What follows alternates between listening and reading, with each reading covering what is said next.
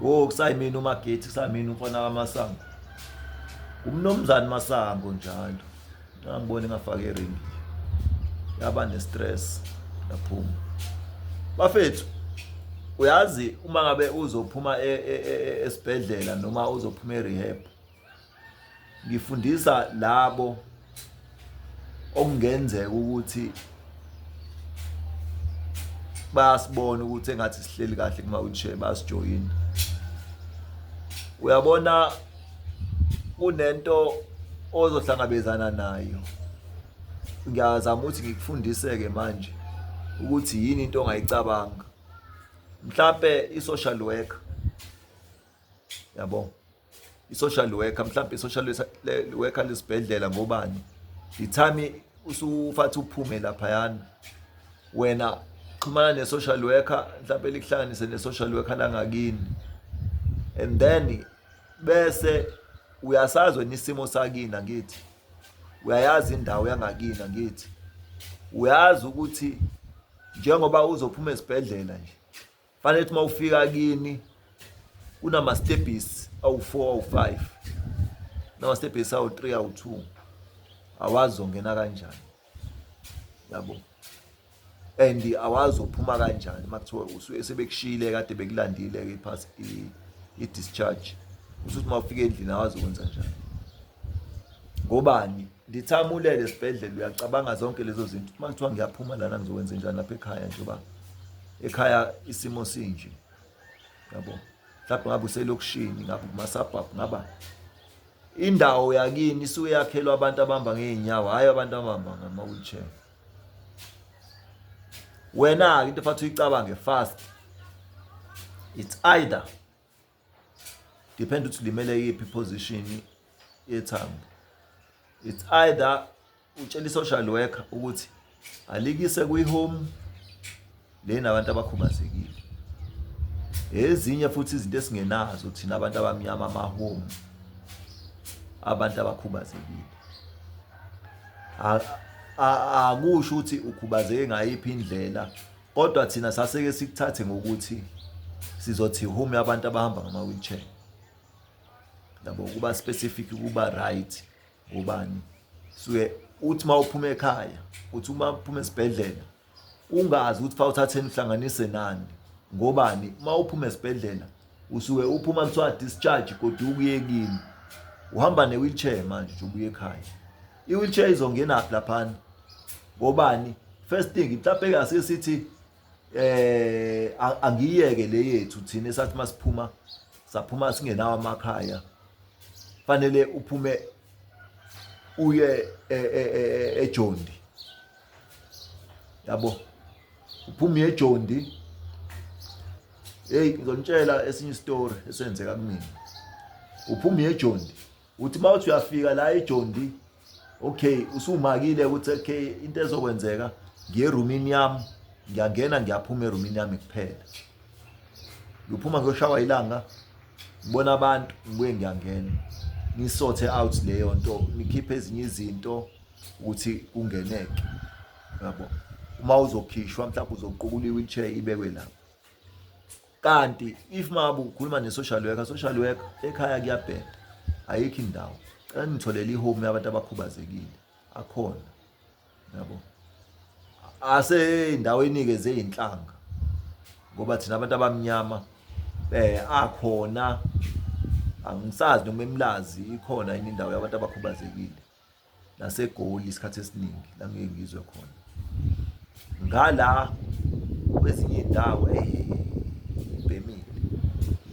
Zikhona mfethu indawo ama-building nani ongamntana ekuthathwe kuthiwa lana lezi imali ekuthiwa ziphindiselwe emuva.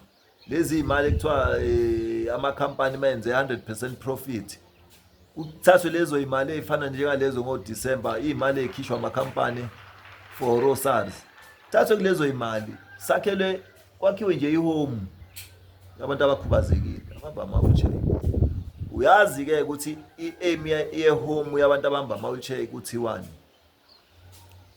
Uya khona for i-rehab center ufundiswe ukuhlala kwi-wheelchair.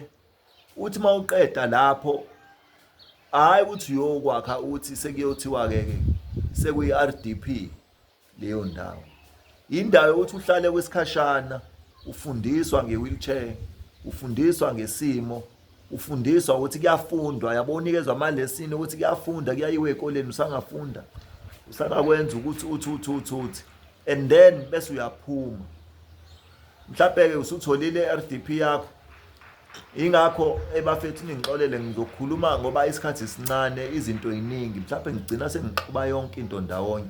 Wena uzothatha lokho okufuna wena, yabo, uzothatha lokho okufuna wena. Uyabona kunendawo ethiwa laphana eConopia. IConopia, i-building ne-building ine-corner house, kunendlu yabantu abakhubazekile. Mhlawumbe let's say izindlu eziwu-10, indlu eyodwa fake ube umuntu ohleli kwi-wheelchair noma okhubazekile indlela okhubazeke ngayo, yabo. Mina ngangiye ngisho ngakithi la ngihlala khona, ngacela kwikhansela ukuthi bafethu, ngiyacela ukuthi ningisebenzise ukuthi if makuthiwa kwakhiwa izindlu zama-RDP, nazi ukuthi ngikhona, yabo. Sikhulumeni lento ukuthi baningi. Mina ngikhumbula ukhansela engangaba naye sabambisana, owayekhona owahlala isikhathi eside nje wasewodini yami eWard 16. Sabambisana, sazama ukufoma into abantu abakhubazekile, iy'ngane ezavelayo, abantu abakhubazekile abavelayo, iy'ngane kakhulukazi inqwaba, almost 100. Lezo y'ngane ziyayidinga iy'ndawo, ziyadinga izindlu, yezo. So if kwakhiwa izindlu, kwakhelwe nomuntu okhubazekile phakathi, ungahlezi icatshangwa abantu abanomali bodwa, yabo. So ama-social worker fanele nawo efakwe ukuthi akasebenze, abantu batshengise ukuthi imisebenzi ikhona, yabo. Imisebenzi uzuthola ukuthi ikhona. Abantu abafana njengami abakhulumayo, abakhulumela laba abangakwazi ukuthi bazokhuluma bathini, not ngoba nakho ngikhuluma kakhulu, ingoba ngazi usizi lo muntu ohleli kwi-wheelchair ukuthi kuba kanjani. Ufuna indlu, ufuna indawo, uphoqa ukuthi fanele uzohlala ehome, fanele uzolishiya kini ngenxa yokuthi i-wheelchair iyinkinga, awazi uzongenaphi ngayo, uyehlela kini. Uma uyakhona uhamba wehle, uma uzowuphatha uphume kini fanele uqukulwe uze uyobekwe emgaqweni. Nasemgaqweni ngeke uhambe kakhulu zoma la ube nakhona kunentaba, uyabo. Asixoxeni bafethu into enjengalezi, sibonisaneni.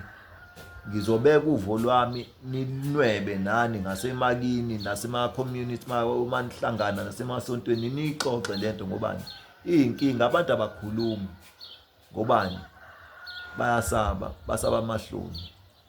Thina amahloni, i-wheelchair yasiqeda amahloni, yasiqeda amahloni i-wheelchair, yabo. Aphela nya. So amahloni awasekho, fasikhulumeni.